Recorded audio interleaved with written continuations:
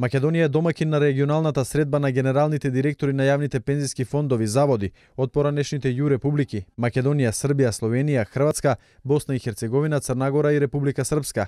На заедничка маса седнаа представници од фондовите на земите кои порано живееја во една држава, а сега имаат исти проблеми.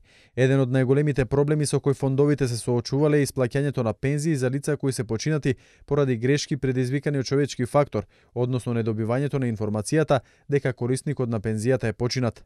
Една од битните теми што ќе ја разговараме денеска е темата за електронска размена на податоци.